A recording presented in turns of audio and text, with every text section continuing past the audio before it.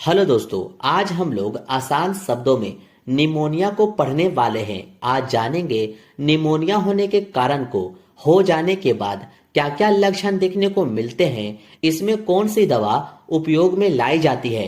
तो आज यही सब के बारे में पढ़ेंगे। तो चलिए जानते हैं।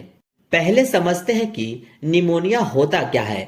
Pneumonia is a infection that affect one और बोथ लंग्स। यानी कि दोस्तों, निमोनिया एक संक्रमण है जो एक या दोनों फेफड़ों को प्रभावित करता है। It cause the air sac और alveoli of the lungs to fill up with fluid और पस।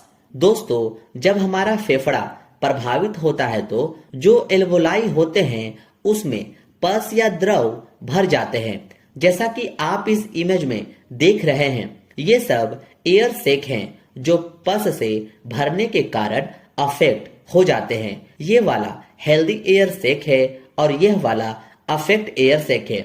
इसमें पस भरा हुआ है।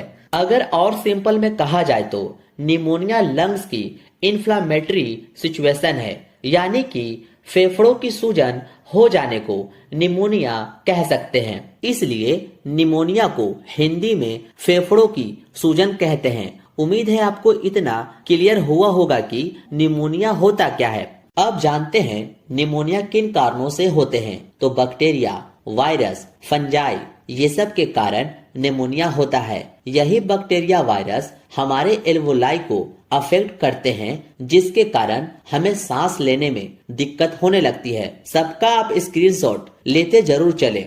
दोस्तों, अब जानते हैं निमोनिया के टाइप के बारे में। जी हाँ, निमोनिया के कई प्रकार होता है, जिसमें पहला है लोबर निमोनिया, दूसरा है स्टेफिलोकोकल निमोनिया, तीसरा एस्पिरेशन निमोनिया, चौथा ब्रोंको निमोनिया। ये सब टाइप का आप स्क्रीनशॉट ले लो, फिर आगे की स्लाइड में बारी बारी से इन चारों को आसान शब्दों में समझते हैं कि ये सब होता क्या है। पहले समझते हैं लोबर निमोनिया को। इस टाइप का निमोनिया बैक्टीरियल इन्फेक्शन विशेष रूप में निमोकोकाई द्वारा होता है, यानी कि यह बैक्टीरिया द्वारा होता है जो कि ग्राम पॉजिटिव बैक्टीरिया होता है। इस टाइप का निमोनिया होने पर आपको इसके साइन और सिम्टम कुछ ऐसे दिखाई देते हैं। हाई फीवर 102 से लेकर 104 डिग्री फ़ारेनहाइट तक, शिवरिंग ठंड लगना, चेस्ट में सीवियर पेन होना, ब्रीथिंग डिफिकल्टी सांस लेने में दिक्कत, काफ यानी कि खांसी, कोल्ड सोर ऑन चिक्स एंड लिप्स, होठ व गाल फटना, टेकिनिया, श्वसन की अधिकता, ये सब लक्षण आपको लोबर निमोनिया होने पर दिखते हैं। इसका आप स्क्रीनशॉट ले लें। दोस्तों, मैं आसान से आसान कम शब्दों में आपको समझाने की कोशिश करता हूं ताकि आप इजीली समझ जाएं। फिर भी कहीं दिक्कत लगे तो कमेंट करके जरूर बताएं। दोस्तों, अब जानते हैं लोबर निमोनिया में क्या ट्रीटमेंट ले सकते हैं। जैसा कि मैंने बताया है कि यह बैक्टीरिया से होता है, तो ऐसे में आप एंटीबायोटिक ही ले सकते हैं। तो क्लेवम 1.2 ग्राम नाम की इंजेक्शन आती है, जिसका कॉम्पोजिशन एमोक्सिसिलिन एंड पोटेशियम क्लेवुनेट होता है। इसको सीरा मार्ग से यानी कि वेन से सुबह शाम दिया जाना चाहिए। इंजेक्शन मेट्रोजिल 100 आती है, जिसका कॉम्पोजिशन मेट्रोनिडाजोल होता है, जो कि ये भी एंटीबायोटिक है। इसको भी सीरा मार्ग से सुबह शाम देना होता है। इंजेक्शन एरिथ्रोसिन आई भी आती है, जिसका कॉम्पोजिशन एरिथ्रोमाइसिन 500 mg होता है। इसको भी सीरा मार्ग से सुबह शाम देना होता है। तथा साथ में टैबलेट मोक्सिकाइंड सीबी एक गोली सुबह शाम ले सकते हैं, या टैबलेट एल्टोसिन भी ले सकते हैं। ये थी लोबर निमोनिया का ट्रीटमेंट। होप सो आप समझ गए होंगे। सबका आप स्क्रीनशॉट लेते जरूर चले। अब बात करते हैं स्टेफिलोकोकल निमोनिया के बारे में। इस प्रकार का निमोनिया स्टेफिलोकोकस ओरियस और ग्राम पॉजिटिव कोकाई की वजह से उत्पन्न होता है। स्टेफिलोकोकस ओरियस बैक्टीरिया से जब कोई अफेक्ट होता है तो निमोनिया होने के साथ साथ उस पेशेंट की स्किन पर इस तरह की घाव हो जाती है, जैसा कि आप इस इमेज में देखकर समझ सकते हैं, जो कि यह बैक्टीरिया फेफड़ों से होते हुए blood and other infected site तक फैलता है। यह स्किन को मुख्यतः अफेक्ट करता है, जैसा कि आप इस इमेज में देख सकते हैं। यह पेडियाट्रिक यानी कि बालक में बहुत कॉमन होता है। होप सो इतना आप समझ गए होंगे। अब आप जल्दी से इसका भी स्क्रीनशॉट ले लो। अब जानते हैं स्टेफिलोकोकल ओरियस के ट्रीटमेंट के बारे में।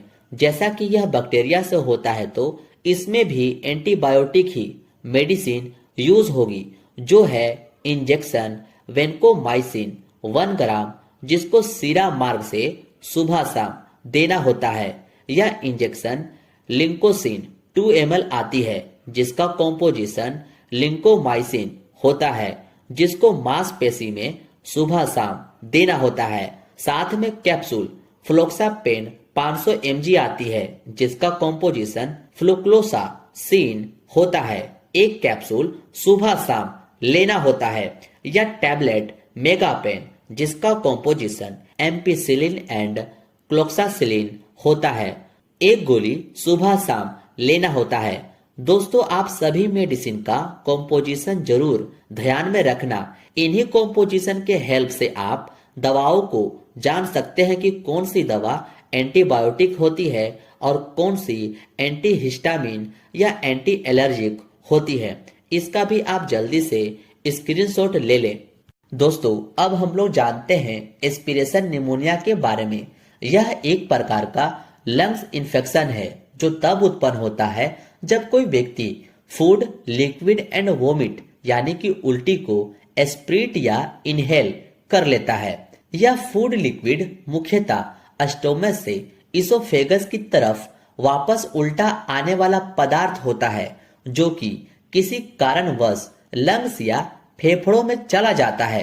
आसान भाषा में अगर समझा जाए तो उल्टी होने पर या खाना खाने के दौरान अगर कुछ हिस्से गलती से फेफड़ों में चला जाता है और फेफड़ों को इन्फेक्ट कर देता है, इसी कंडीशन को एस्पिरेशन निमोनिया कहते हैं। होप सो दोस्तों, इतना आप इजीली समझ गए होंगे कि एस्पिरेशन निमोनिया होता कैसे है। एस्पिरेशन निमोनिया होने पर उसका ट्रीटमेंट कुछ इस प्रकार है। इंजेक्शन मेट्रोजिल 100 mg आती है, जिसका कॉम्पोजिशन मेट्रोनिडाजोल होता है। यह भी एक एंटीबायोटिक मेडिसिन है। इसको सीरा मार्ग से यानी कि इंट्रावेनस से सुबह शाम लेना होता है। यह इंजेक्शन जेंटासिन, जिसका कॉम्पोजिशन जेंटामाइसिन 80 mg होता है, इसको भी आईवी से सुबह शाम देना होता है। और इंजेक्शन मोनोसेफ 1 ग्राम, जिसका कॉम्पोजिशन सेफ्ट्रियाजोन 100 mg होता है, आईवी से सुबह शाम देना होता है। और टैबलेट मोक्सिकाइन सी भी आती है, जिसका कॉम्पोजिशन एमोक्सिसिलिन एंड पोटेशियम क्लेवनेट होता है। एक गोली सुबह शाम ले सकते हैं। ये थी दोस्तों एस्पिरेशन निमोनिया का ट्रीटमेंट। अब इसका भी आप स्क्रीनशॉट ले लें। अब जानते हैं ब्रोंको निमोनिया के बारे में। आमतौर पर यह डिजीज निमोकोकाई एच इन्फ्लुएंजा नामक बैक्टीरिया से उत्पन्न होता है। अन्य बैक्टीरिया भी इस डिजीज के कैरी हैं, जैसे streptococcus pneumoniae, mycoplasma pneumoniae, H influenzae, chlamydia, staphylococci, klebsiella virus जैसे इन्फ्लुएंजा एस्पिरेशन निमोनिया की वजह से भी हो सकता है। माल न्यूट्रिशन भी इसके मुख्य कारणों में से आता है। क्रोनिक कफ तथा ट्यूबरक्लोसिस में भी यह डिजीज उत्पन्न हो सकती है। बच्चों में यह डिजीज मीजल्स तथा इसके बाद उत्पन्न होती है। ठंड लग जाने के कारण भी यह डिजीज हो सकती है।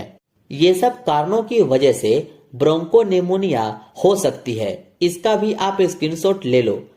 अब बात करते हैं साइन और सिम्टम की। फीवर यानी कि बुखार, ब्रेथिंग डिफिकल्टी जैसे शॉर्टनेस ऑफ ब्रेथ, सांस फूलना, कफिंग तथा डीप ब्रेथ की वजह से चेस्ट पेन होता है।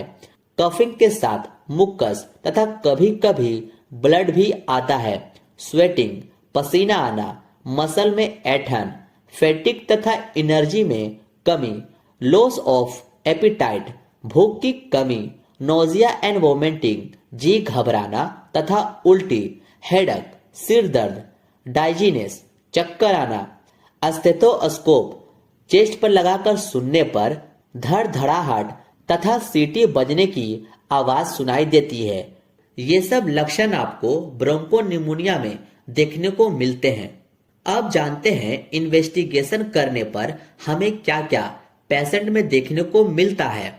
पेशेंट का ब्लड टेस्ट करने पर WBC यानी कि व्हाइट ब्लड सेल बढ़ा हुआ रहता है, साथ ही ESR भी बढ़ा हुआ मिलता है। अब यह ESR क्या है तो थोड़ा इसे भी समझ लेते हैं। जब आप CBC यानी टोटल ब्लड काउंट रिपोर्ट देखते हैं तो उसमें ESR भी लिखा हुआ रहता है।